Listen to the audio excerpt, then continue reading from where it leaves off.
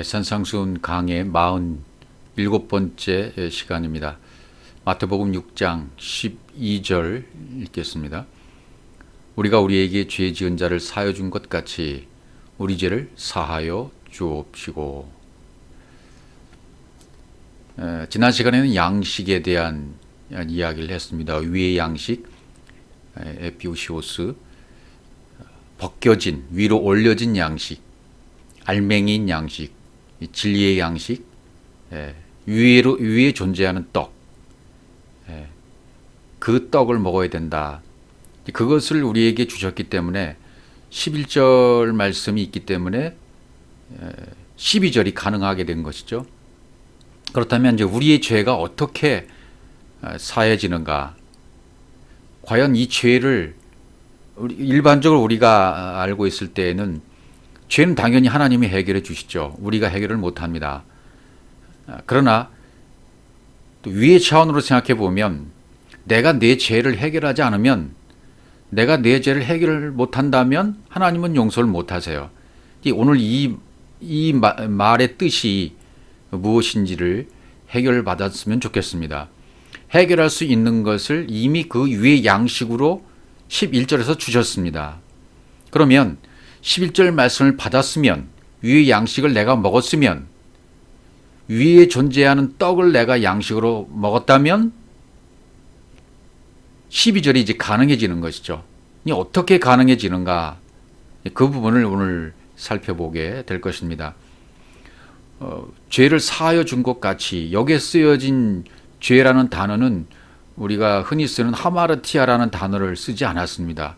여기에서는 오페일레테스, 죄 지은 자를 오페일레테스, 사하여 준 것 같이 아피에미, 우리 죄를 사하여 주옵시고. 죄는 여기 오페일레마라고 썼어요. 오페일레마, 사하여 주옵시고. 그건 아피에미고요. 먼저 아피에미, 사하여 주시옵고. 이 사하여 주시옵고, 사하여 주시옵고라는 이 단어가 이제 아피에미죠. 아피에미가 쓰인다. 이 아피에미라는 뜻은 떠나보낸다, 어디로부터 가다, 용서하다, 면제하다, 거기로부터, 죄로부터 떨어져 나가 존재하는 그런 상태를 이야기해 주고 있습니다. 먼저 이 부분을 먼저 살펴보고, 로마서 8장 29절에 보시면 나를 보내신 이가 나와 함께 하시도다. 나는 항상 그가 기뻐하신 일을 행함으로 나를 혼자 두지 아니하셨느니라 그랬습니다. 혼자, 모노스, 두지. 여기서 두지가 아피엠이에요. 혼자 두지 할 때 두지 아니하셨다, 혼자 두지 아니하셨다, 아피엠이라고 그래요. 그러니까 우리들 안에서 떠난다, 우리의 그 죄가. 우리의 잘못으로, 우리가 잘못함으로 죄가 된다. 잘못하면 하나님의 뜻에 반한 잘못이죠. 그러니까 우리가 알고 있는 그 하마르티아 있지 않습니까? 하마르티아는 관역을 빗나가는 거잖아요. 그죠? 하나님이 주신 그 뜻에 대해서 내가 잘못하는 거죠.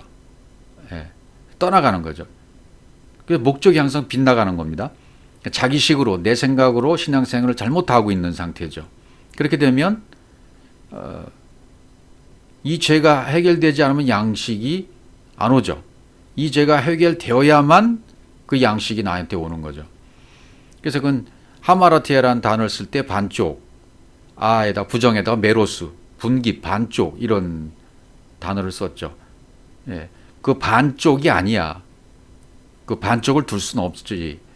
그 말을 하마르티아라고 쓰는 것이고, 그것은 죄라고 우리가 소리를 내서 읽는 것이 반쪽이라, 이런 말이죠. 반쪽이 아니다. 그러니까 죄라는 것은 아직도 하나님의 딱 맞는 반쪽에 적합하지 않은 것이다. 혼자 있는 상태 있죠. 몸으로부터 떠난 상태. 그게 우리의 잘못함으로 말미암아 죄가 되어 있는 상태죠. 하나님한테 반한 상태예요. 그러니까 반쪽이 되려면 생각도 마음도 보는 것, 말하는 것이 다 이제 같아야 되잖아요. 그래, 반쪽과 반쪽이 만나면 온전한 하나가 되는 것입니다. 그러니까 하나님과 우리의 관계를 남편과 아내, 그리스도와 교회 이렇게 표현하잖아요. 그러니까 우리는 하나님의 반쪽이다.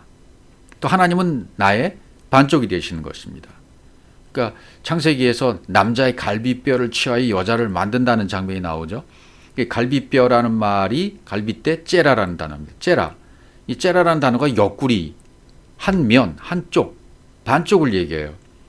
그러니까 남자의 반쪽을 만든 것이 바로 여자죠. 예.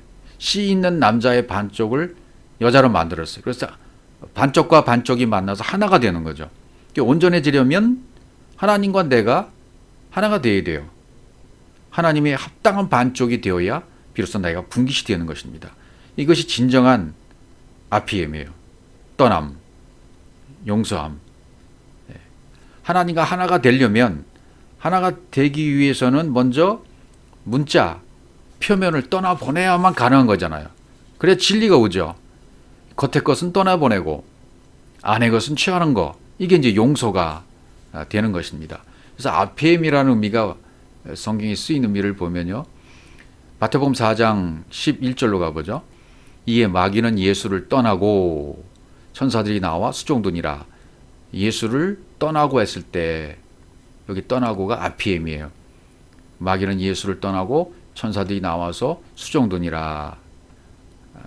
수종들었다는 얘기는 디아코네오, 시종들었다, 섬긴다, 그런 뜻이 되겠죠.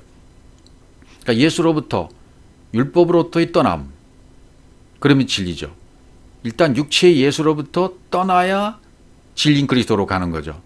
표면, 문자, 겉사람으로부터 떠나면 그러면 속이 되는 것이고 속사람이 되는 것입니다. 마태복음 4장 20절을 또 가보시면, 그들이 곧 그물을 버려두고 예수를 따르니라 그랬습니다. 여기도 버려두고라는 게 있죠. 그물을 버려두고 RPM이 예수를 따르니라. 아콜로데오라는 말은 따른다, 함께 같은 길에 있다. 주님을 따른다는 것은 그분과 같은 길을 걸어가고 있는 상태죠. 함께 같은 길을 걷고 있는 상태가 아콜로데오입니다. 그렇게 우리가 주님을 쫓아가는 거죠.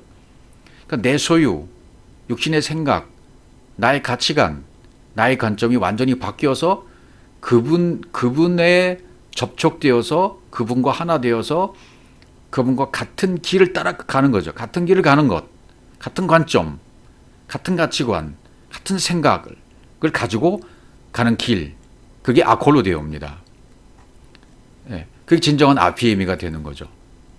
떠나고 되어지고.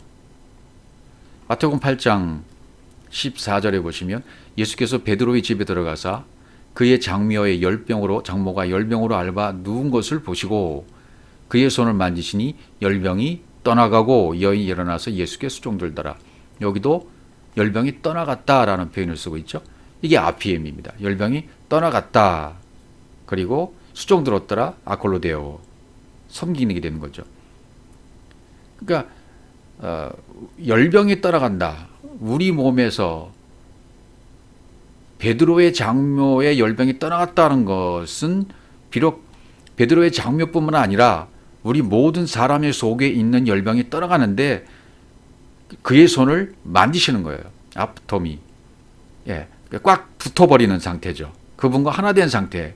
이렇게 되려면 그분이 나의 손을 만지시고 내가 그분의 손을 만지고 그분이 나로 말미암아 그분의 손을 잡도록 악교로 딱 붙이는 것처럼 만지게 만들려면 어떻게 되겠습니까? 그건 내가 잘못된 편견, 아집, 고집, 가치관, 오해하고 있었던 말씀들이 이제 순서대로 재배열되는 거죠. 내 몸에서 모든 세포와 유전자가 말씀으로 착착착착 배열돼 버리는 것이 열병이 떠나가는 것입니다. 귀신이 떠나가는 것입니다. 그렇게 되므로 그분과 똑같은 말을 하는 상태까지 가게 되면 그것이 예배가 되는 거죠. 같은 영이 되어 영이 영과 예배를 드린 상태가 된단 말이죠. 그러니까 예배라는 말은 개가 주인을 만나 입을 맞추는 거잖아요. 진리의 말씀이 계속 유입돼서 내 속에 들어오게 되면 내 안에 저장이 되어지고 간직이 되어지면 내 입에서 그 진리가 나올 때가 있다는 것입니다. 이것이 물론 과정이 필요하지만 오랜 세월이 어떤 사람은 10년, 저 같은 경우는 10년 이상이 걸렸습니다만은 어떤 사람은 5년이 될 수 있고 뭐 1년이 될 수 있고 뭐 수십 년이 될 수도 있고 그 이상이 될 수도 있어요. 말씀이 계속 유입되는 게 중요합니다. 하루도 그래서 제가 많은 분들한테 권면할 때 그렇게 얘기해요. 하루도 빼놓지 말고 이 진리의 말씀을 계속 1시간씩 들어라. 1시간 이상씩 들어야 된다. 하루도 빼먹으면 안 되죠. 계속 영적인 말씀을 위로부터 주어주는 말씀을 진리의 말씀이 계속 내 안에 유입돼 들어와야 돼요. 그것은 마치 자동차가 기름을 주입해서 그 힘으로 가는 것처럼 우리 몸도 음식이 내 입으로 들어가서 열량을 가지고 영양분이 공급돼서 내 몸이 움직이는 것처럼 진리의 말씀도 계속 유입돼 들어와야 돼요. 그래서 내 안에서 간직되어야 됩니다. 그 말씀이 나한테 저장되어지면 내 입에서는 그분과 똑같은 말이 입에 세워져서 나올 때가 있다는 것이죠. 결국 그것이 죄사함 상태까지 갔기 때문에 가능한 거죠. 그러니까 죄사함은 우리 스스로 못하는 거 사실입니다. 맞습니다. 그분이 진리로 오셔서 내 안에 진리가 되어버리는 거죠. 그분이 내 안에 오시면 그분이 내 안에 진리가 되어버리셨어요. 그분과 하나가 되는 것입니다. 그러니까 그분과 하나가 못 되면 죄이고 그분과 하나가 되면 죄로부터 벗어나서 하나가 되었다는 것입니다. 하나 되는 위의 양식을 이미 주셨어요. 위의 양식을 내가 그것으로 내 죄를 해결하는 거죠. 어떻게? 그것을 내가 먹으면 해결되는 겁니다. 진리의 말씀이 계속 유입되어 들어가는 이유가 거기 있는 거죠. 계속 그것을 먹으면 위의 양식, 위에 존재하는 양식, 위에 존재하는 떡, 그 떡을 먹으면 내가 내 죄를 해결하게 하는 것입니다. 동시에 물론 그분이 해결해 주시는 것이지만 잘 들으셔야 됩니다. 그분이 해결해 주시는 것이면 동시에 내가 내 죄를 해결하는 것도 되어지는 거예요. 왜? 그분과 내가 하나가 되었기 때문에, 영으로 하나가 되었기 때문에 내가 해결하는 것도 된다 그 말입니다. 어떻게 해요? 그것을 먹는 것은 내가 먹어야 되니까, 내 의지로 먹어야 되니까, 이건 누가 강제로 먹여주는 것이 아니라 내 의지로 내 스스로가 그 말씀을 먹는 것이기 때문에 그렇습니다. 하나 되는 유의 양식을 주셨습니다. 에피우시오스의 양식을 주셨어요. 마태복음 6장 11절로 주셨습니다. 그러면 에피우시오스라는 유의 양식 생명의 떡을 내가 받아서 먹으면 내 죄를 내가 해결하는 것이 된단 말이죠. 왜요? 그것을 먹으면 유의 양식을 먹고 그것으로 내가 그 양식으로 하나님과 하나가 되어지면 죄가 해결된 상태죠. 죄가 해결된 상태면 그분이 나를 용서하신 상태입니다. 그러면 그분이 해결하신 것이나 똑같다 그 말이죠. 동시에 내가 해결하는 것도 된다. 왜? 그분과 내가 영으로 하나가 되었기 때문입니다. 이 영이 하나가 되었다는 말씀을 잘 묵상하셔야 되고 되새김질을 계속 하셔야 됩니다. 그래서 마태복음 6장 12절에서 말하는 말씀을 다시 보시면 우리가 우리에게 죄 지은 자를 사여 준 것 같이 우리 죄를 사여 주옵시고, 헬라어 원문은 우리 죄를 사여 주시옵시가 먼저 나오는 거죠. 우리 죄를 오페일레테스란 뜻이 뭐냐면 빚진 거예요. 빚진 어떤 것이란 뜻입니다. 부과금. 이게 오페이로에서 왔는데 오페이로는 의무를 지다라는 뜻이에요. 의무를 지다. 누가 누구한테 빚을 갚습니까? 하나님이 내게 갚는 것이 빚입니다. 이게 먼저예요. 갚는 내용으로 율법을 주셨어요. 그 내용이 율법이란 내용이에요. 그러니까 율법을 주신 것, 그 율법이 과연 무엇인가 그 내용이. 율법의 내용은 뭡니까? 마실 수 없는 물을 내가 마실 수 있는 생수의 양식으로 바꿔주는 것이 율법입니다. 그러니까 그 율법의 말씀을 내가 받아서 그 율법의 말씀을 위에 존재하는 양식으로 벗겨져서 먹어버리면 그게 진리가 되는 거죠. 마실 수 없는 말아있은 물이 단물로 바뀌어지는 순간이죠. 나뭇가지를 던졌기 때문에. 그 비진리를 진리로 바꾸려는 것. 그 율법을 주면 의무가 따르는 거죠. 오페일레마, 빚진 것이란 말이죠. 이것이 오페일레마를 아피엠이 사여 주옵시고 이렇게 되는 거죠. 그러니까 율법을 받는 즉시 우리는 법조항을 이행해야 되고 행위에 충실해지게 되는, 그게 그렇게 우리가 배워왔어요. 율법을 듣게 되면, 율법을 배우게 되면 이건 지켜야 되는 것이야 라고 지금까지 신앙생활을 해왔고 행위에 충실해서 생활해 왔습니다. 근데 그것은 약속해 주신 하나님이 그건 내가 갚아줄게, 내가 빚은 내가 갚는 거야 라고, 사랑의 빚을 갚는 거야 라고 가르쳐 주신 거예요. 예. 구하라 찾으라 두드리는 게 바로 그런 거죠. 구하라는 거죠, 그게. 그러니까 그 의미를 하나님이 하시겠다는 것인데, 근데 그걸 우리가 다 하려고 하고 있는 거예요. 그것도 아주 열심히. 이게 율법적인 신앙생활이죠. 이게 오페이라마, 죄를 짓는 거예요. 죄를 범한다는 것, 죄의 상태에 있다는 것이 주님이 의미를 해주시고 갚아주시겠다는 것을 내 열심으로 내가 갚아버리겠다고 말하는 상태. 그렇게 하고 있는 행위의 상태.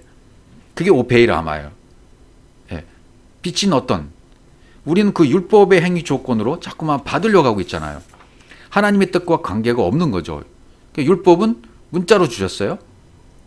문자로 주셨기 때문에 그걸 성전 이름으로 주신 거죠. 그것이 진리를 못 깨달으니까 죄가 되어버리는 거예요.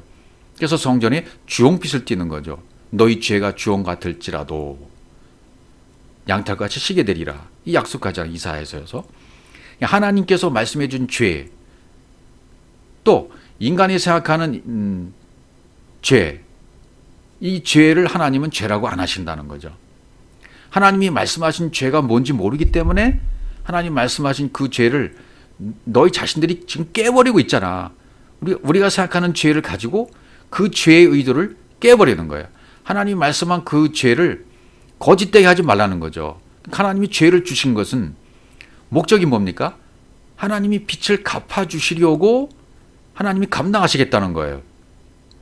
성경에서 말하는 이 하나님이 감당해 주시겠다는 이 빚, 이 사실을 모르고 그 의미를 내가 하려고 하는 것이 바로 오페이레마라는 거죠.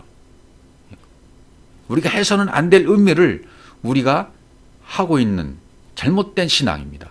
그것으로부터 아피엠이 떠나게 해달라고 하는 것이 바로 오늘 12절의 내용인 것입니다. 그래서 여기 주제가 용서가 되는 것이 되겠죠. 용서. 그 용서를 누가 한다는 것입니까? 하나님이 해주시지만 위의 양식을 내가 먹고 내 의지로 내가 먹고 진리의 말씀이 내 안에 간직되었을 때 그것을 보시고 하나님이 용서해 주시는 거죠. 그러니까 죄를 용서하는 것은 내가 내 죄를 해결하는 것인데 위에 있는 양식을 발견해서 찾아 먹고 그분과 하나가 되는 상태. 그렇게 되어지면 내가 내 죄를 해결하는 상태가 되는 것이고 동시에 하나님이 해결해 주시고 용서해 주시는 상태가 된다는 것이죠. 그래서 이 죄 용서에 대한 것은 마태복음 18장에 가보시면 베드로가 질문을 하죠. 18장 21절에 그때 베드로가 나와 이르되 주의 형제가 내게 죄를 범하면 몇 번이나 용서해 주리이까? 7번까지 하오리이까? 예수께서 이르시되 내게 이르노니 7번만 아니라 7번은 70번까지라도 할지니라 이렇게 말씀하셨어요. 그러니까 베드로의 질문은 지금 주님 입장에서 볼 때는 아주 모르는 얘기를 하고 있는 거죠. 70번씩 7번, 이게 이제 다니엘서 9장에 나오는 24절부터 71회에서 나오는 7이라는 개념이 여기서 나오는 거죠. 다니엘서 9장 24절부터 26절까지 한번 쭉 읽어보겠습니다. 내 백성과 내 거룩한 성을 위하여 71회를 기념하여 정하였나니 허물이 그치며 죄가 끝나며 죄가 용서되며 영원한 의가 드러나며 환상과 위언이 응하며 또 지극히 거룩한 이가 기름 부음을 받으리라. 그러므로 너는 깨달아 알지니라. 예루살렘을 중건하는 영이 날 때부터 기름 부음을 받은 자 곧 왕이 일어날 때까지 7이레와 62이레 62이레가 지날 것이요 그 곤란 동안에 성이 중건되어 광장과 거리에 세워질 것이며 62이레 62이레 후에 기름 부음을 받은 자가 끊어져 없어질 것이며 장차 한 왕이 백성에 와서 그 성읍과 성소를 무너뜨리려니와 그의 마지막은 홍수에 휩쓸림 같을 것이며 또 끝까지 전쟁이 있으리니 홍폐할 것이 작정되었느니라 이렇게 되었습니다. 그러니까 70이레로 하나님이 정해놓으셨다는 거죠. 이 성전 개념을 먼저 우리가 살펴본다면 솔로몬 성전, 스룹바벨 성전, 헤롯 성전 그 무너지긴 시기를 보면 62 62일에 또 7일에가 어디에서 끝나는가를 살펴볼 수가 있겠죠. 먼저 솔로몬 성전, 이건 BC 910년에 지어진 건데요. 열왕기상 6장 1절부터 쭉 나와 있는 내용이죠. 예루살렘의 모리아산 위에 수십 년 준비, 7년의 공사로 이스라엘 역사상 제1 성전이었던 솔로몬 성전이 준공이 됩니다. 근데 이 성전은 BC 586년 바벨론의 느부갓네살에 의해서 3차 침공 때 완전히 회파가 되어버리죠. 그리고 성전의 금은, 기명, 보물들 모두 바벨론으로 옮겨가게 되어집니다. 그 다음에 헤롯 성전이 또 두 번째 등장하죠. 이방인 이두메 출신인 헤롯이 유대인들에 대한 유화 정책을 쓰기 위해서 헤롯 성전을 이제 건축하기 시작하는 거죠. 옛 성전 터 위에 이것은 BC 20년에 착공이 시작되었습니다. 근데 헤롯 성전은 외형은 9년 만에 완성되었으나 세부 공사는 AD 63년경에 완성되었다고 하죠. 그러니까 근 84년에 걸쳐서 헤롯 성전이 지어졌어요. 그런데 이 주인 대신 하나님 믿지 않은 불신의 결과 때문에 그저 죽은 건물로 존재하다가 AD 70년에 완공된 지 불과 수년 후 함락되고 맙니다. 언제냐면 BC 63년 로마의 폼페이 장군에게 수르바벨 성전이 완전히 무너졌어요. 62일에 끝났죠. BC 63년에 62일에 수르바벨 성전이 무너지고 구약이 끝나는 지점이죠. 그다음에 AD 70년, 주 70년에 헤롯 성전도 멸망당하게 되어집니다. 그러니까 헤롯 성전이 지어지기 시작한 것이 BC 20년이었잖아요. 그러면 BC 4년에 예수님이 오셨어요. BC 4년에 예수님이 오시고 요한복음 2장 19절에서 물로 포도주를 만드는 시점이 헤롯 성전이 지어진 후 46년이 되었다 그랬잖아요. 그렇죠? 46년. 그러니까 46년이 되었으니까 AD 때 26년이 되는 거죠. BC 20년이 시작되었으니까 46년 후니까 AD 26년이 된다는 얘기고, 이때 예수님의 나이가 30세인 그때예요. AD 26년이. 그리고 3년 공생애 후에 예수님이 십자가를 지신 시점이 AD 그러니까 29년이 되는 거죠. 그러니까 AD 29년이 7일에가 끝난 지점이 되는 겁니다. 그러니까 수르바벨 성전과 그다음에 헤롯 성전이 멸망당한 그 시점 BC 63년경 또 AD 70년 요 지점에 62일에가 끝났고, 그다음에 AD 29년에 7일에가 끝난 지점으로 보게 되는 거죠. 그렇게 되면 69일에가 지났죠. 그죠? 69일에가 지나면 이제 한 일회가 남는 겁니다. 한 일회가 7년이니까 마지막에 7년이죠. 예. 근데 이제 7이라는 비밀이 성경에 우리가 쭉 많이 살펴봤죠. 그동안. 홍수도 7일 후에 7소, 7 이삭, 창세기 41장에 또 창세기 33장에 가서는 야곱이 에서에게 7번 땅에 굽히고, 또 레위기 제사법에서는 7번 피를 뿌리죠. 또 여호수아에서는 7 제사장이 7 양각 나팔을 부는 장면이 나오고요. 또 여호수아 6장 14절에 가면 7째 날 새벽에 성을 7번 도는 장면이 나오죠. 또 사사기 16절에 가면 삼손 칙 7 머리털을 7가닥으로 밀어버린 장면이 나옵니다. 또 열왕기상 18장에 가보면 엘리야가 게하시아에게 7번까지 가라고 그러죠. 또 엘리사가 침상에서 죽은 아이를 끌어안고 7번 재채기 하고 서로 살아나게 되죠. 또 나아만 장군 요단강에 몸을 7번 씻었습니다.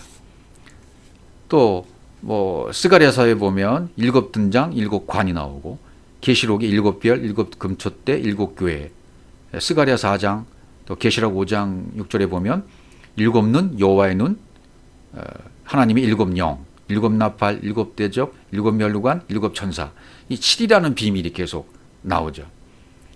7이라는 안식의 비밀이죠. 6째 날 끝나고 7째 날 가나안 땅에 들어가는 완전한 가나안의 안식이라는 비밀을 가지고 있는 게 7이라는 숫자입니다.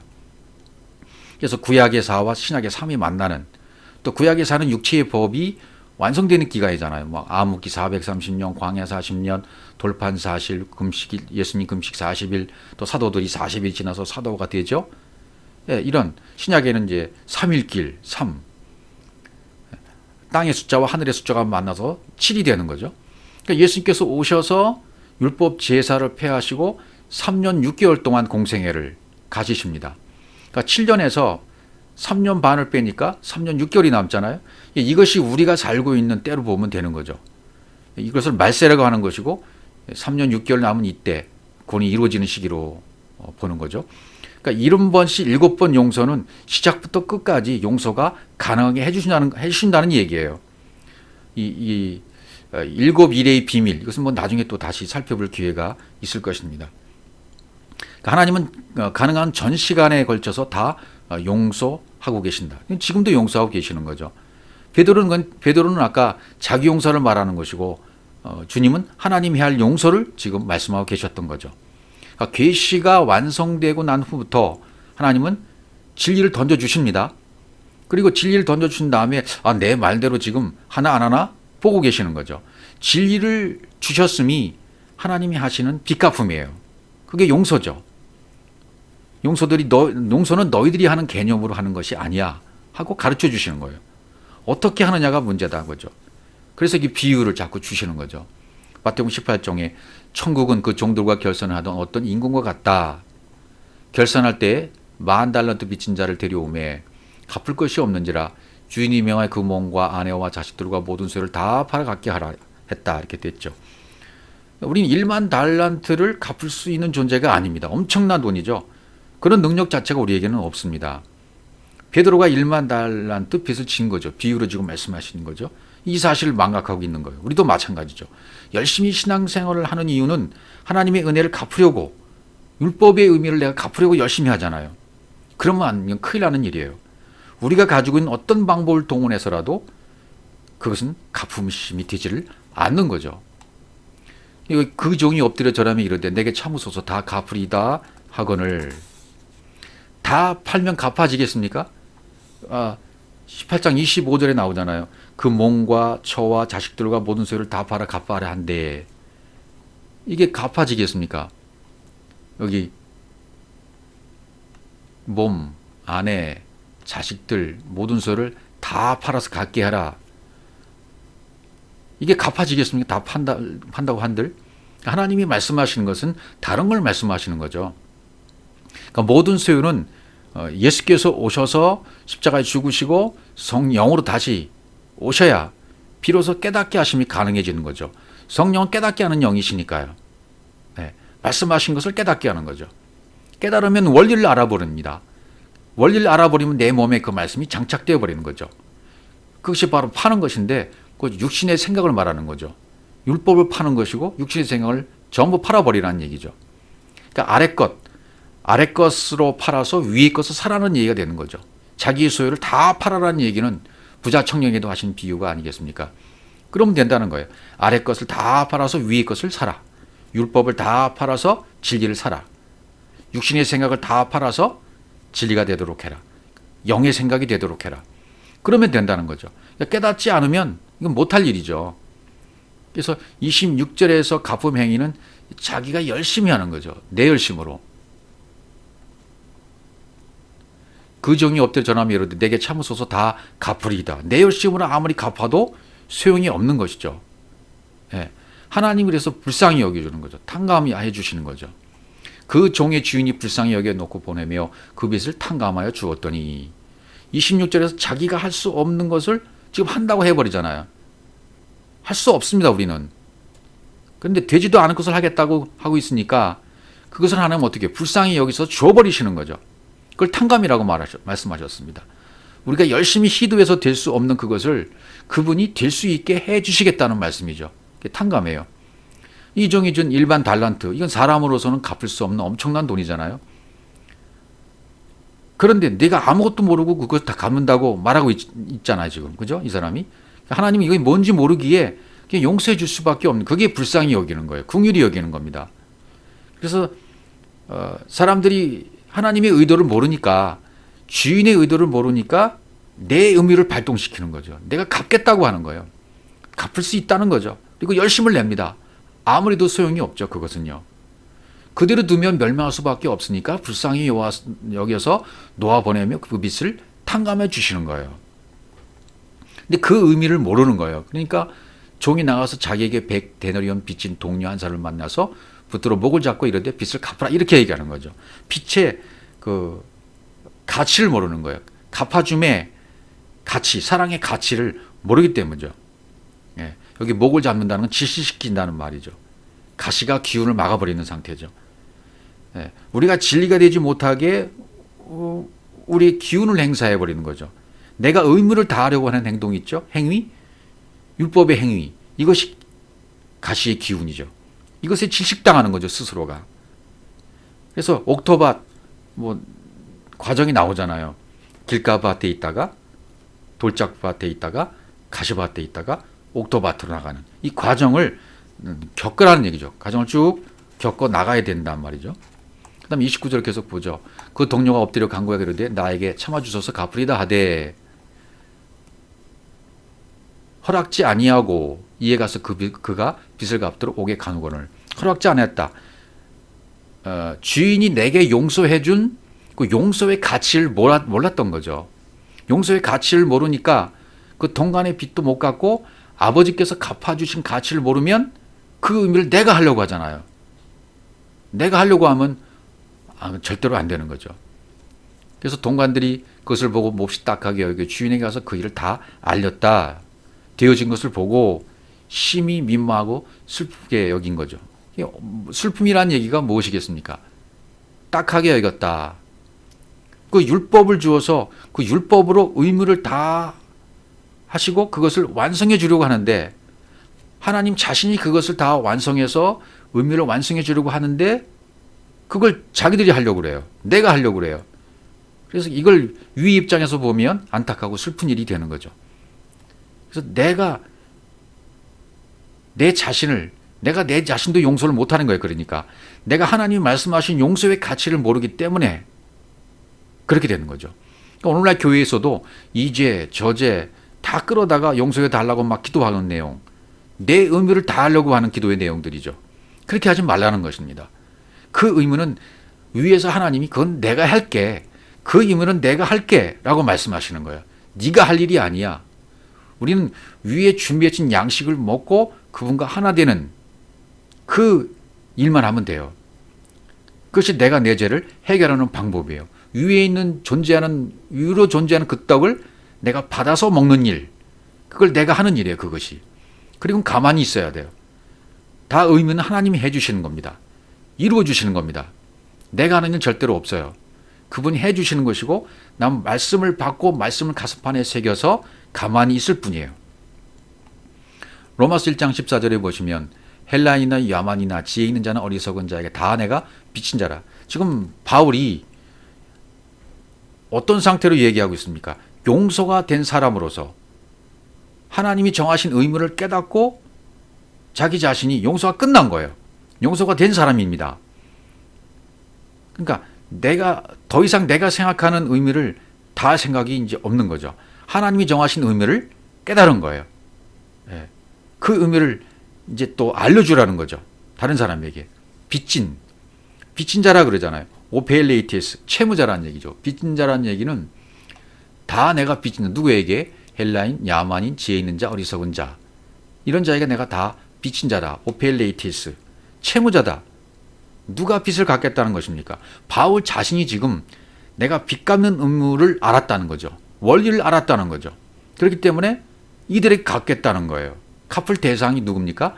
율법적인 신앙생활을 하면서 자기가 자기 의무를 하겠다고 하는 사람들에게 지금 그 의무를 내가 중지시키고 내가 그 의무를 해주겠다. 하나님 입장에서, 진리된 입장에서 너희는 아무것도 하지 말고 가만히 있어. 너희는 못 받아들이니까 가만히 있어. 내가 해줄게. 깨닫지 못한 자들이 그렇게 바울이 또 말하는 거죠. 하나님이 말씀하셨던 말씀을 그대로 오페일리에스의 채무자의 원리를 깨달았기 때문에 깨달은 원리로 깨닫지 못한 자들에게 그것을 알려주는 거죠. 그러니까 종교성을 가지고 종교 활동을 하는 자들에게 너희는 진리를 모르고 있으니까 아무것도 하지 말고 가만히 있어. 그건 내가 갚아줄게. 라고 가르쳐 주는 거예요. 가만히 있으라고 하는 내용이죠. 하나님도 우리에게 가만히 있으라고 말씀하십니다.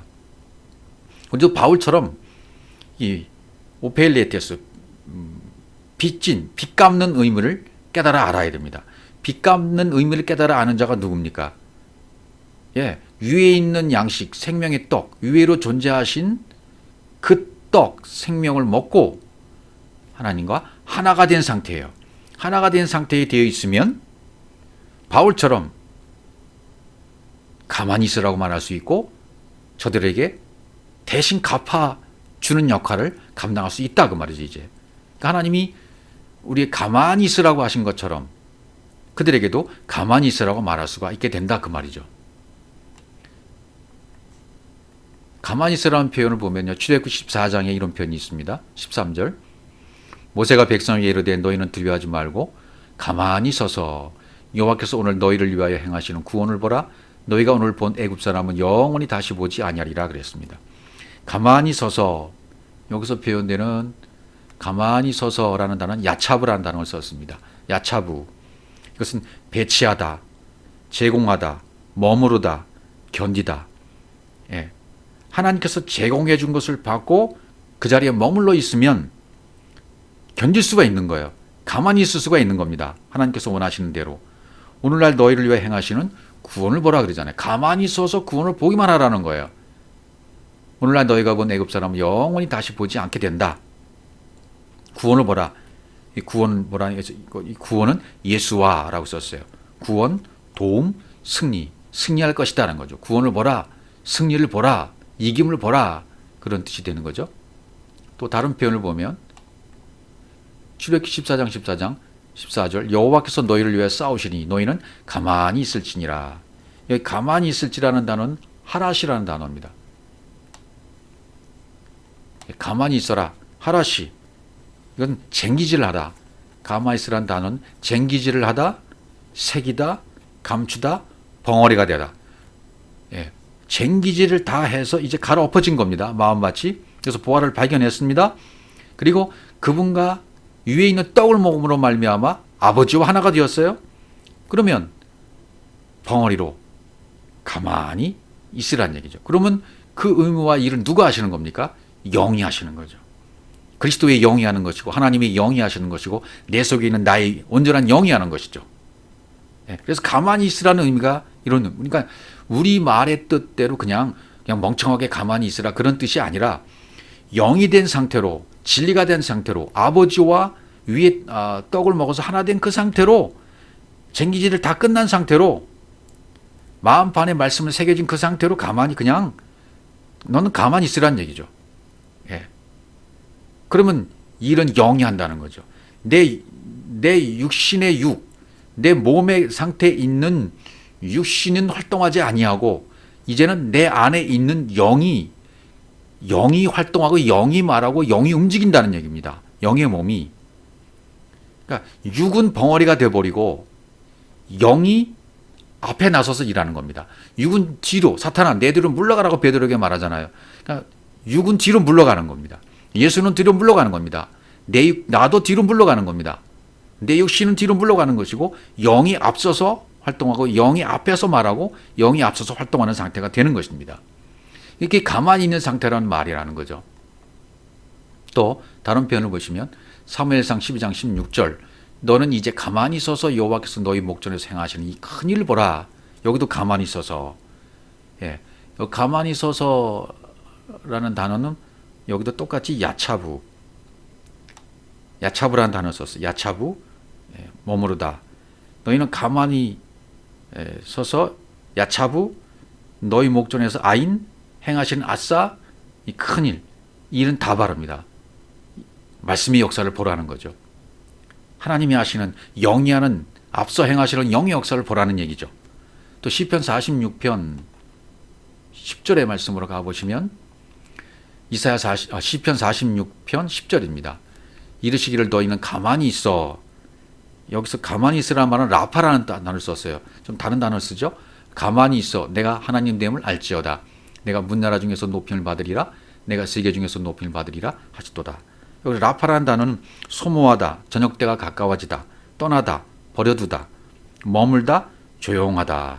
이런 뜻이에요. 머무는 상태, 여기서 조용한 상태로 있어라. 예. 하나님 됨을 알지어다. 엘로임 됨을 알지어다. 야다. 그 상태를 알라는 거죠. 그러니까 성경은 전부 이렇게 너는 좀 가만히 있어라. 네 육은 가만히 쓰고 육은 뒤로 물러가라. 영이 앞서서 일하도록 해라. 가만히 있는 상태예요.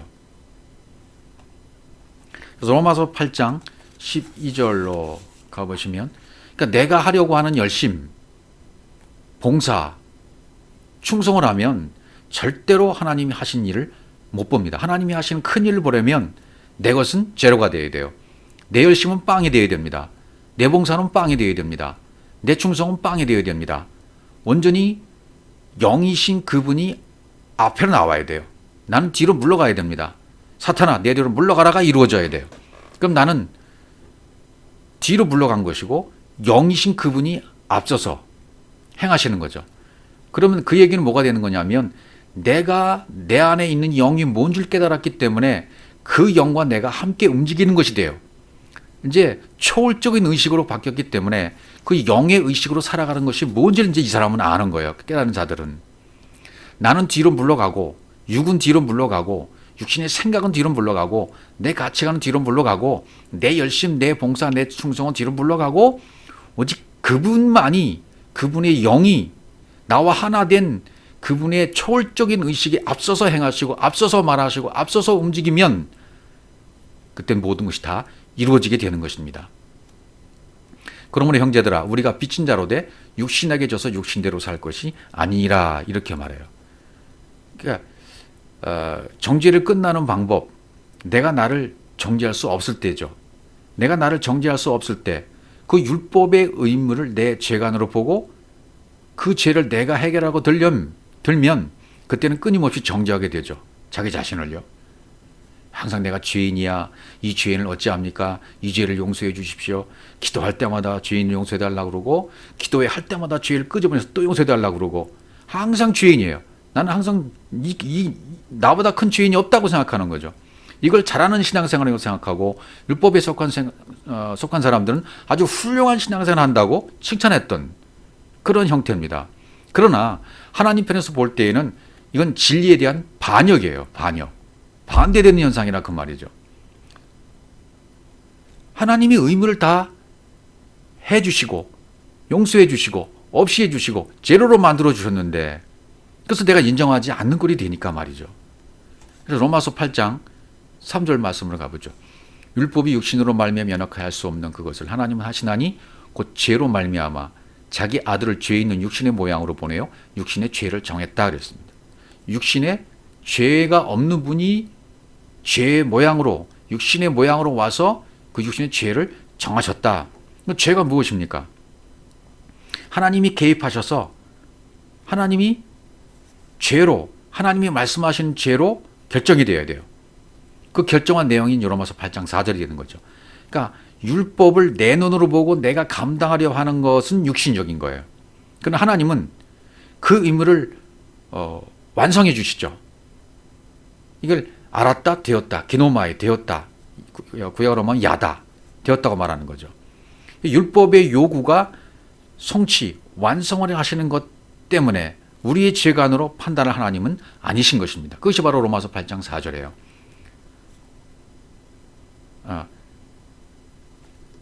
계시록 19장 9절 먼저 보죠.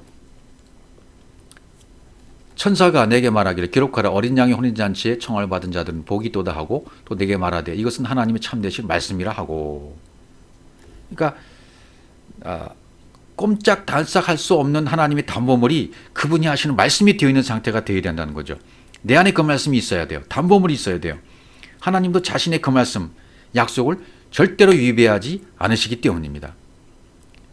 그러니까 이렇게 생각하면 되겠죠. 처음엔 율법에서 말씀을 듣기 시작했습니다. 그러면 예수님이 내 남편이에요. 남편으로 섬기기 시작했어요. 율법이 주어졌을 때.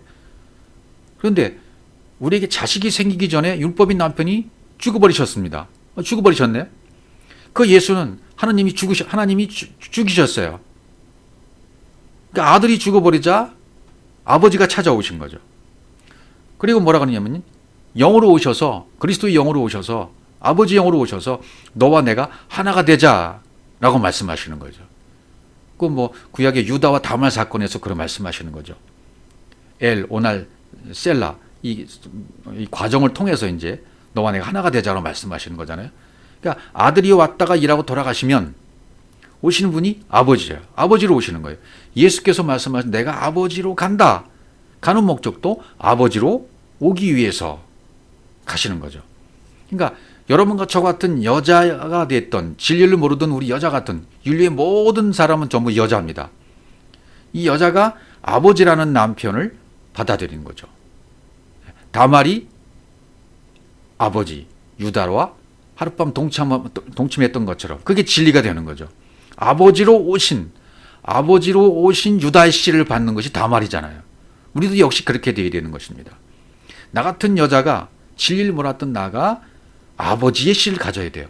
아버지의 씨를 받아야 돼요. 아버지라는 남편을 받아들여요. 왜? 율법의 남편이 예수가 죽었기 때문에. 그래서 하나님이 꼼짝하실 수 없는 담보물이 뭐냐 하면 그분이 하신 말씀이에요. 말씀이 씨예요. 이것이 씨가 되는 겁니다. 예, 진리가 된 그 말씀들, 우리의 이름이 바로 말씀들이 되는 거죠.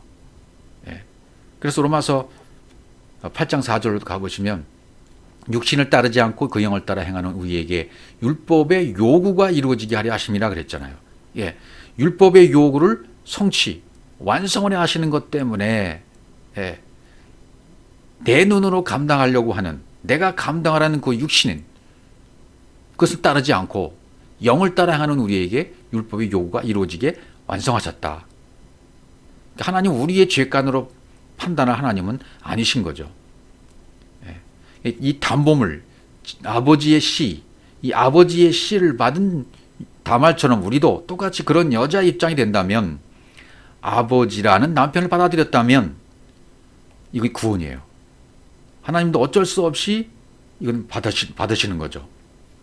그래서 진리를 쫓아서 율법의 요구가 이루어지면 이 죄가 이루어진 거죠.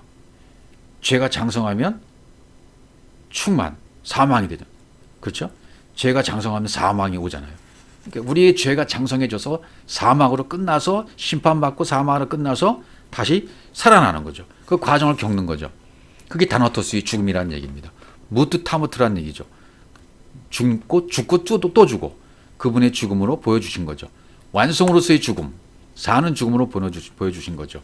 이 다나토스의 죽음으로 나도 죽어야 되는 거죠. 그래서 요한복음 11장 25절에 보시면 예수께서 이르시되 나는 부활이요 생명이니 나를 믿는 자는 죽어도 살겠고 이렇게 돼 있죠. 여기 죽어도 살겠고 라고 돼 있는데 죽어도라는 단어보다는 죽어야 살겠고가 되는 거죠. 부활 생명은 반드시 죽음이 있어야 돼요. 죄를 완성했기 때문에 이 죄를 성취해야 부활인 거죠. 죄가 이루어졌다는 것은 그분의 의무를 다 하신 거예요. 하나님이 영이 오셔서 영의 의무를 다 해버리신 거예요. 그럼 육을 따를 필요가 없잖아요. 어떻게 죄의 빚을 갚으셨습니까? 예수님께서 오셔서 아버지의 말씀을 다 가르쳐 놓으셨죠? 근데 그때는 못 알아들었어요. 네. 근데 죽으심으로 성령이 오셔서 죄를 밝히 알게 되어지고 죄의 계획을 알게 되어지고 이 작정하신 것을 내가 다 깨달아 알았어요.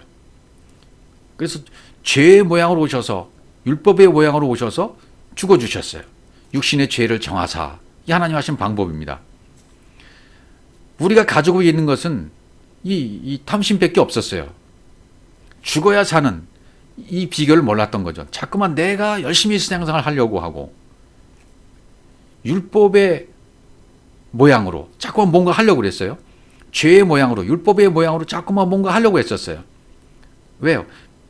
천국에 가고는 싶은데 그것밖에 모르는 거예요. 그것이 탐심이었어요. 그게 뭔지는 모르지만 지가 진리가 없이 하나님 나라 구원을 탐내는 것이 탐심이고 악심이잖아요. 악심입니다. 그러니까 진리가 없이 예수를 믿으려고 하는 거 그게 탐심이었어요. 그렇게 살아있던 것이 우리의 모습이었습니다. 그런 우리의 모습들이 이제는 부활의 생명이신 그분과 하나가 되는 거예요.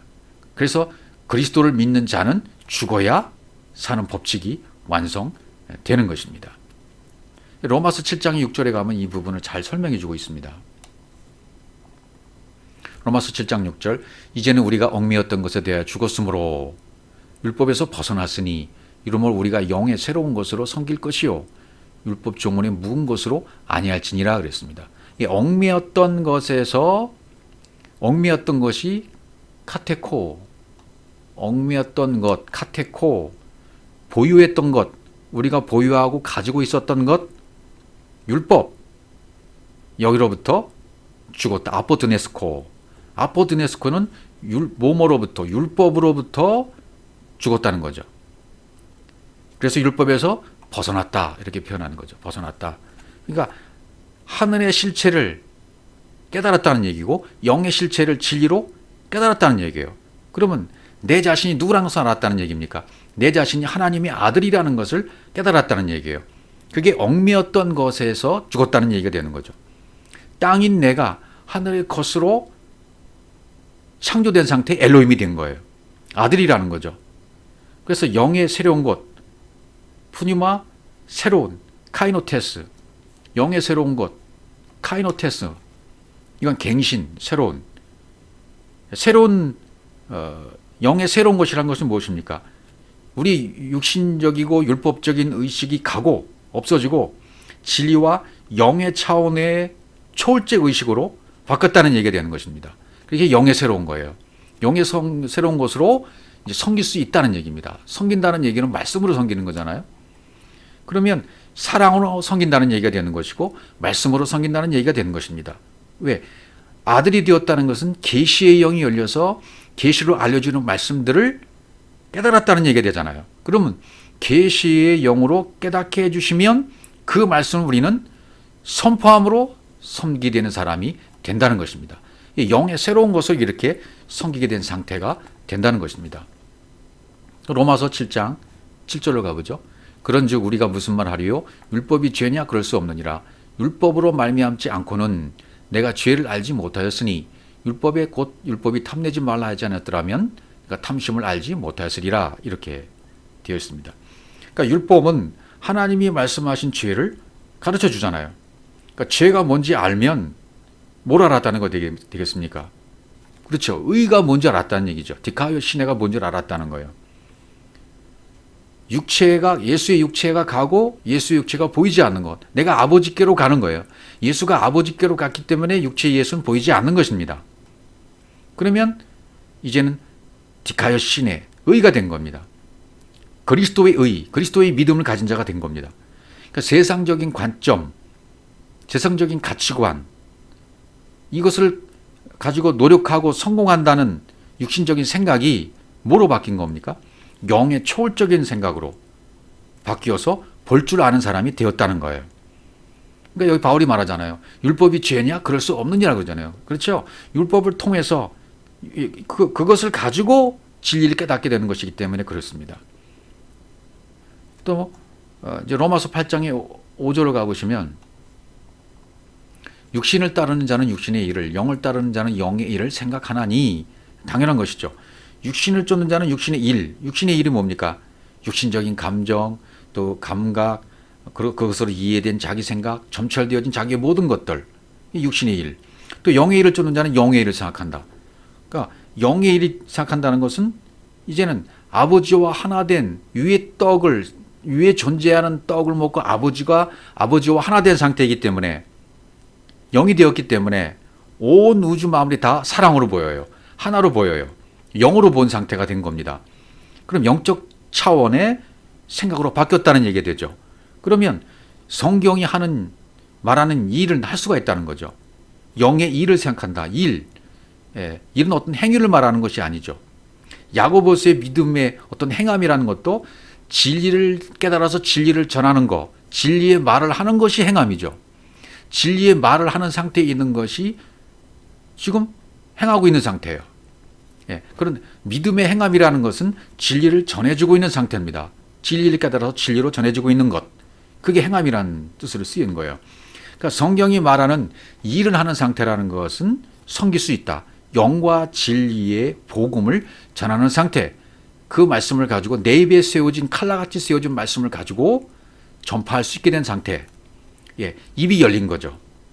그러면 영을 쫓는 사람들은 이 영의 일을 생각하고 영의 일만 하게 돼 있다 그 말이죠.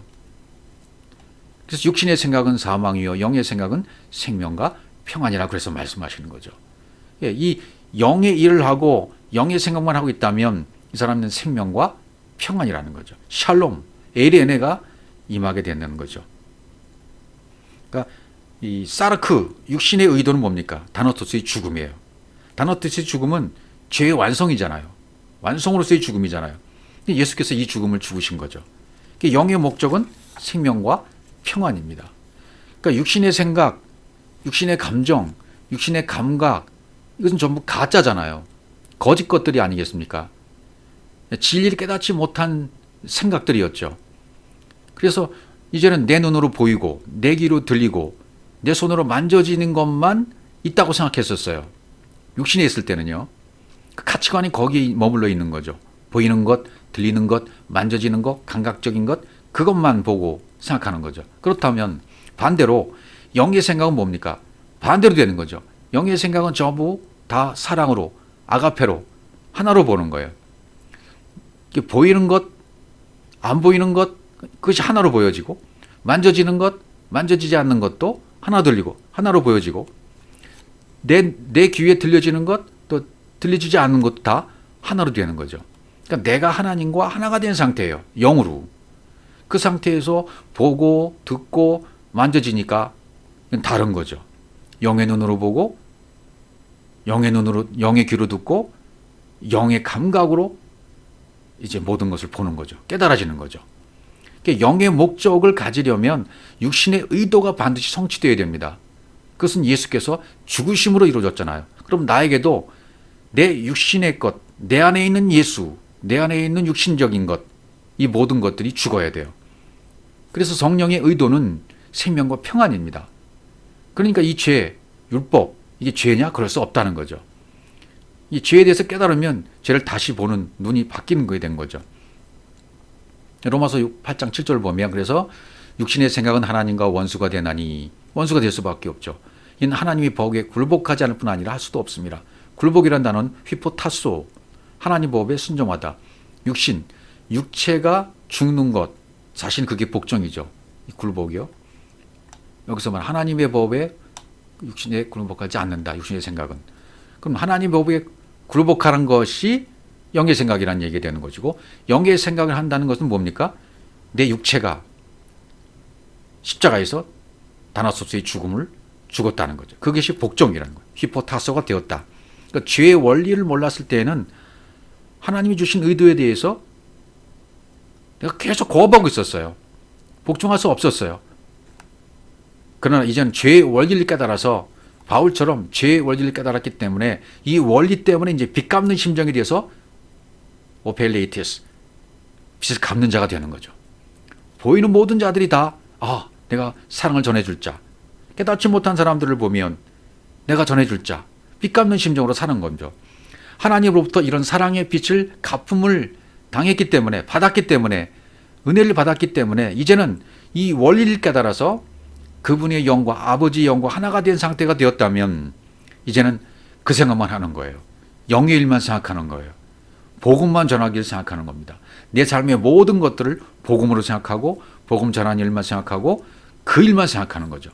세상에서 살고 세상에서 일하고 돈을 벌고 사는 것도 전부 이 일 때문에 하는 거죠. 그러니까 사는 방법이 다른 거죠. 안식을 누리며 사는 것이고 즐거워하며 사는 것이고 기뻐하며 사는 것이고 그러니까 달라질 수밖에 없고 눈동자가 달라지고 얼굴이 달라지고 온몸이 달라지고 온 상태가 달라지는 것입니다. 기쁨이 넘쳐나는 거죠. 원리를 깨달았기 때문에 그 원리에 의해서 살아가는 겁니다.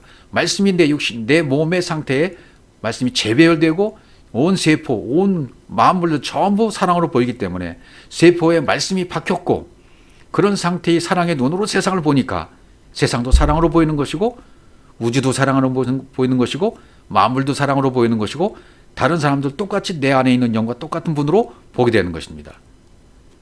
이렇게 하면 로마서 8장 8절에 뭐라 그러셨냐면 육신에 있는 자들은 하나님을 기쁘시게 할 수 없느니라. 그렇죠.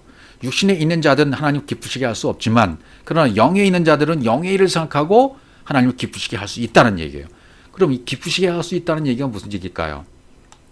우리 한국어, 우리 국어로 기쁘다, 뭐 좋다 이런 개념이 아니에요. 여기서 쓴 기쁘시기에는 어떤 단어가 썼냐면 아레스코라는 단어를 썼어요. 아레스코라는 단어는 뭐냐면 일치하게 하다, 그렇게 되기를 추구하다 이런 뜻이에요. 그러니까 하나 된다는 뜻입니다. 영의 일을 생각하고 영에 있는 자들은 하나님과 하나 된 상태에서 살아가게 된다는 뜻이죠. 일치가 된다. 그러나 육신에 있는 자들은요, 육신에 있으면, 율법에 있으면 하나님과 하나 될 능력이 없는 것이죠. 반대로요. 그러니까 참 기쁨은 뭐예요? 우리가 말하는 참 기쁨은 모든 것을 하나로 인식하는 겁니다.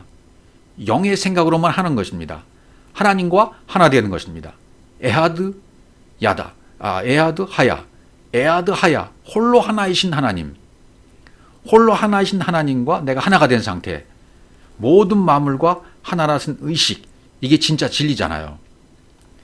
하나님과 하나 될 능력, 이것을 가지고 있는 자, 영에 있는 자들입니다. 그래서 로마서 8장 9절에서는 그 이야기를 이렇게 하고 있는 것입니다. 만일 너희 속에 하나님의 영이 거하시면 너희가 육신에 있지 않고 영에 있나니 누구든지 그리스도의 영이 없으면 그리스도의 사람이 아니라, 이렇게 말씀하셨던 것입니다. 하나님의 영 할 때 이 부분을 잘 원문을 보시면 하나님의 영 할 때 보통 하나님 하면 호데우스잖아요. 호데우스 그러면 그 하나님, 성경이 말하는 바로 그 엘로힘의 하나님, 어떻게 설명할 수 없는 그 능력 자체의 그 하나님, 호데우스예요. 근데 여기서는 호데우스가 아닙니다. 그냥 데우스예요. 푸뉴마 영인데 어떤 영이냐면 데우스의 영. 데우스의, 너희 속에, 그러니까 데우스의 영이 거하면, 그러니까 이게 무슨 뜻이겠습니까? 하나님이라고 하는, 신이라고 하는, 하나님이라고 하는 영으로 있는 내 속에 그렇게 돼 있다면 육신이 있는 것이 아니죠. 예. 영에 있는 상태죠. 그러니까 성경에 영이 많이 나오잖아요. 여러분 생각해 보십시오. 어떤 것이 있습니까? 하나님의 영이 있으면 아들의 영, 또 주의 영, 아버지의 영, 예수의 영, 그리스도의 영, 양자의 영, 이런 영들이 다 성경에 많이 나오잖아요. 다 같은 얘기입니다. 같은 영의 얘기를 하고 있는 거예요. 영은 하나입니다. 그리스도의 영이 있는 줄 모르면 없는 거죠. 깨닫지 못하면 없는 것과 같은 것이기 때문입니다. 밭에 감추인 보화를 발견하게 되어지면 그 보화가 바로 그리스도예요. 그리스도의 영인 것입니다. 그러면 내가 그분과 하나 되었으니까 내가 바로 그 그리스도의 영이네, 내가 그리스도네, 이걸 깨달으면 처음서부터 있었던 영이라는 것을 깨닫게 되는 거예요. 그 영이. 이게 진짜 진리고 진짜 복음이라는 얘기예요. 내가 아버지와 하나였음을 깨닫게 되는 거죠. 내가 아버지와 하나로 돼 있는 상태에서 있었구나, 처음서부터 깨닫게 되는 거예요. 그래서 하나님의 영이 거하시면 신이라고 하는 영으로 있는 나를 발견해서 그 영을 내 안에 간직하게 되면 영에 있는 거죠. 그럼 그리스도의 사람이고 그리스도의 영이 있는 상태에, 아버지 영이 있는 상태, 하나님의 영이 있는 상태, 다 하나의 얘기입니다. 똑같은 얘기입니다. 놀라운 얘기죠.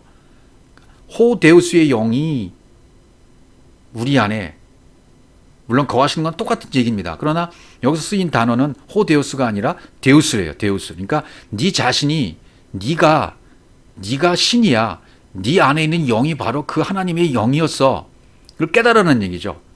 데우스라는 말이 바로 네가 그 신이야. 네가 바로 그 그리스도의 영이라는 것이 데우스라는 단어로 주신 이유예요. 그렇게 되면 데우스라는 네 안에 있는 그 영, 그것이 바로 그리스도라는 것을 깨달았다면 그것이 뭐 호데우스의 영, 하나님의 영, 그게 뭐 똑같은 영이 되었다는 뜻입니다.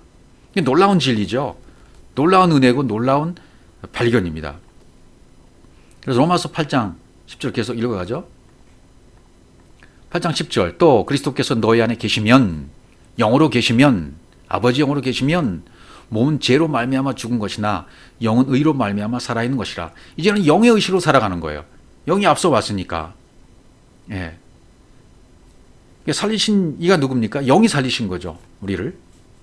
11절, 예수를 죽은 자 가운데 살리신 이의 영이 너희 안에 거하시면 그리스도 예수를 죽은 자 가운데서 살리신 이가 너희 안에 거하시는 그의 영으로 말미암아 너희 죽을 몸도 살리시리라.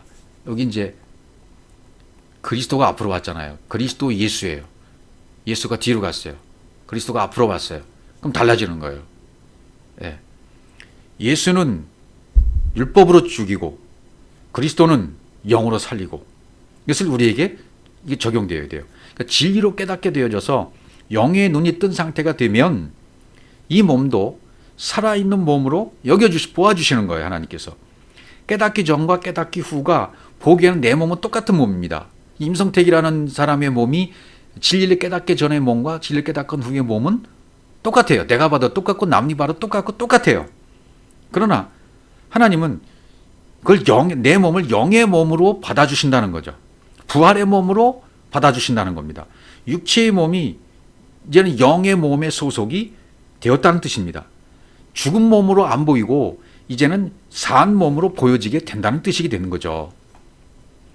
다시 로마서 8장 11절. 그러므로 형제들아 우리가 비친 자로 돼 육신에게 져서 육신대로 살 것이 아니라, 이렇게 얘기하죠. 비친 자로 돼 육신에게 져서 육신대로 살 것이 아니다. 의무를 다한 자. 이제는 사랑의 빛, 로마서 13장 8절에서 말한 대로 사랑의 빛밖에 없어요. 사랑의 빛 외에는 빛이 아닌 거예요. 사랑의 빛 외에는 빛, 오페일로, 이익이 되는 빛. 이제 그 빛만 되어야 돼. 이익이 되는 빛만 되어야 되지. 이제는 무엇이든지 사랑으로 볼 줄 알아야 되고, 그러면 삶을 통해서 사랑의 빛을 갚을 수 있는 능력이 있는 자가 된 것입니다. 그러니까 사르크에게 져서 육신에 따라 하는 것인지 아는 거죠. 육신을 따르면 사랑의 빛은 갚을 수가 없잖아요. 그럼 육신의 생각에서 떠나가 버리면 이제는 사랑의 빛을 갚을 수가 있는 자가 된 것입니다. 그래서 로마서 8장 13절, 너희가 육신대로 살면 반드시 죽을 것이로되 영으로서 몸의 행실을 죽이면 살리니. 다 그런 얘기예요. 육신대로 살면 죽는다. 죽어야 산다. 다나토스의 죽음을 죽어야 산다. 육신을 따라 살면 그것은 죽은 것이다. 세상을 사랑하면, 세상 가치관을 가지고 있으면 그것은 간음이야. 세상 관점, 율법을 가지고 있으면 그건 간음이라고 성경이 말하는 거잖아요. 그래서 로마서 8장 14절, 무릇 하나님의 영으로 인도함을 받는 사람은 곧 하나님의 아들이라. 여기도 데우스예요. 그냥 호데우스가 아니라 여기도 데우스예요. 데우스라는 말은 뭐라 그랬죠?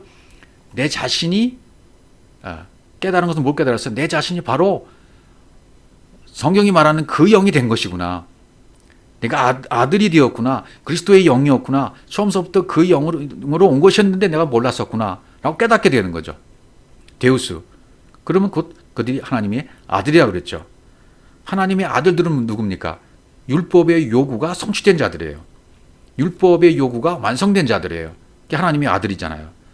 마태복음 6장 12절로 요한일서 1장 7절, 마태복음 6장 12절에서 우리의 의무를 우리 안에서 떠나게 해주십시오. 우리의 의미는 뭡니까? 율법의 요구를 이루는 거잖아요. 그러니까 진리를 모르면 그 요구를 누가 하려고 그래요? 내가 하려고 드는 거죠. 그러니까 진리는 내가 나의 율법적 육신의 의무를 해야 된다는 생각으로부터 자유케 해주는 거죠. 만약에 내가 그것을 알게 되었다면 그러면 나를 용서해 주세요. 너 이제 그거 뭔지 알았지? 하나님 그때 자유를 선언해 주시는 거죠. 드디어 이제 내가 알았어요. 그럼 하나님의 것으로 용서가 된다는 거예요. 용서가 가능해지려면 먼저 마태복음 6장 11절에 위의 양식으로 먹어야 됩니다. 그 다음에 내가 잘못된 의무감에 빠져서 내 열심을 했던 모든 것들이 멈춰야 돼요. 그것을 하나님의 개념으로 바꿔졌어요, 이제. 그러면 용서가 된 거예요. 하나님은 나를 용서해 주신 것이고 나는 내 죄를 해결한 것이 된 것입니다. 동시에 해결이 이루어진 거죠. 그래서 요한일서 1장 7절에 그가 빛 가운데 계신 것 같이 우리도 빛 가운데 행하면 우리가 서로 사귐이 있고 그 아들 예수의 피가 우리를 모든 죄에서 깨끗하게 하실 것이요. 이렇게 되어 있습니다. 우리도 그 빛 안에서, 페리파테오 그 안에서 우리가 서로 산다면, 똑같이 그렇게 된다면, 그 빛 안에서 그분과 같이 걷는다면 그런 뜻이죠. 그러니까 그가 그 빛 안에 계신 것과 똑같이 나도 거기에 있는 것처럼 됐다면 그리스도의 피가 그 아들 예수의 피가 그 아들 예수의 피니까 그리스도의 피죠. 모든 죄에서 깨끗하게 하실 것이다. 서로 사귐이 있고 그랬죠. 서로 디아코니아, 코이노니아가 되는 거죠. 서로 알레론, 서로 함께 가지고 있는 거죠. 무엇을요? 코이노니아를, 교제를, 친구가 된 거죠. 서로. 그 죄로부터 깨끗하게 하는 방법이 코이노니아예요. 교제입니다. 그럼 어떻게 이게 코이노니아를 설명하게 될 것이겠습니까? 그 빛 안에 있는 교제, 그 친구입니다. 그 아들 예수의 피, 그리스도의 피입니다. 그의 그 아들의 그리스도의 피가 말씀이라는 의미죠. 정결하게 깨끗하게 하실 것이요. 카다리죠.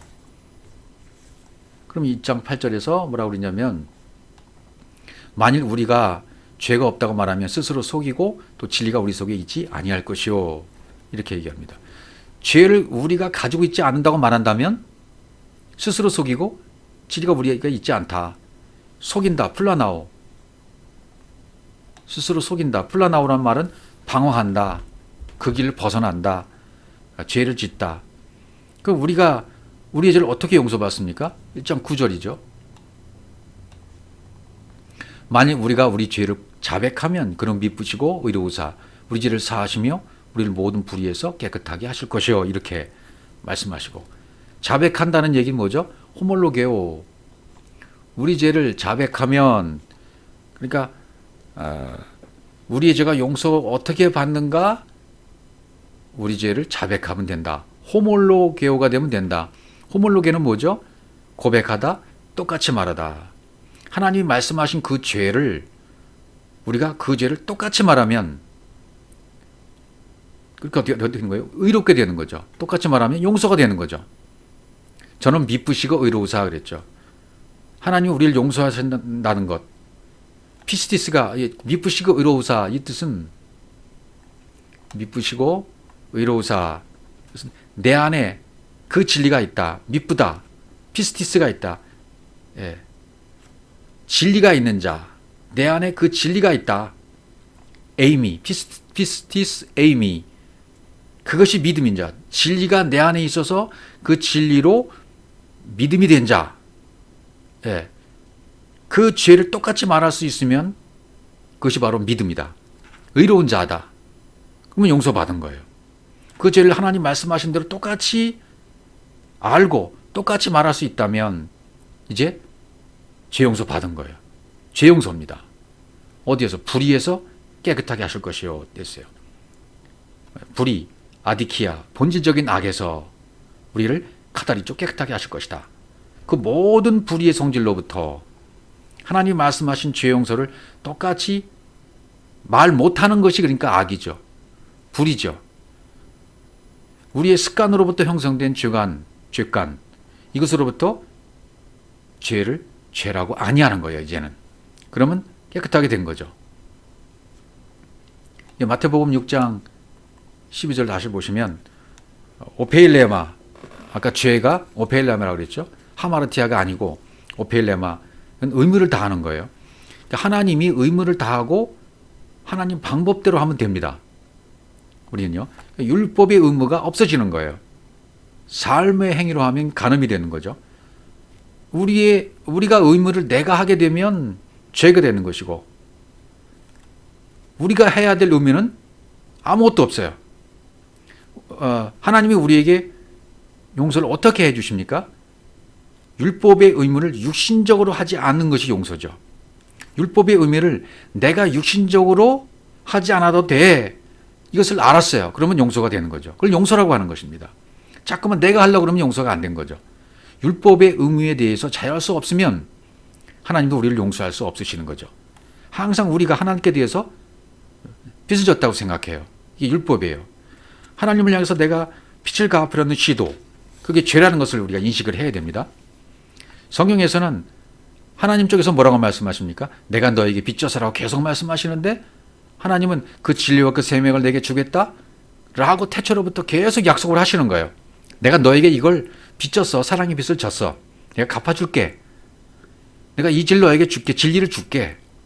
그런데 반대로 우리 율법에 있는 자들은, 육신에 있는 자들은 어떻게 생각했습니까? 항상 내가 빚졌다고 생각했어요. 방향이 잘못됐었죠. 하나님을 오해하고 있었습니다. 성경을 오해하고 있었습니다. 우린 채무자가 아니고 채권자의 입장에서부터 하나님 앞에 서야 돼서 아이테오를 구해야 돼요. 빚 갚아주세요. 그 빚 바로 갚아주세요라고. 그러므로 이제는 그 사람들, 우리가 이제 이 진리를 모르는 사람들, 바울처럼 모르는 사람들 우리가 용서할 수 있게끔 모든 빚진 것을 깨끗하게 해달라고 기도하고 또 그렇게 해줘야만 할 필요가 있습니다. 그럼 우리가 지은 그 빚을 저 사람들에게도 갚을 수 있게 되는 거죠. 우리 안에서 빚진 자들을 내가 용서하게, 우리가 우리 죄를 떠나게 해주십시오. 용서해 주십시오. 그래야만 우리에게 빚진 저들을 용서해 줄 수 있습니다라는 기도가 마태복음 6장 12절 2구절이라는 얘기죠. 다시요. 우리 안에서 빚진 자들, 우리 안에서 빚진 자들을 내가 용서할 수 있게끔 우리가 우리 죄를 떠나게 해주십시오. 용서해 주십시오. 그렇게 되면 우리에게 빚진 저들에게 용서해 줄 수 있습니다. 하나님과 나의 문제는 이 죄로 표현하고요. 하마르티아로 표현하고, 저 사람과 나 사이의 빚의 문제로, 저 사람과 나 사이는 빚의 문제로 설명했다는 거죠.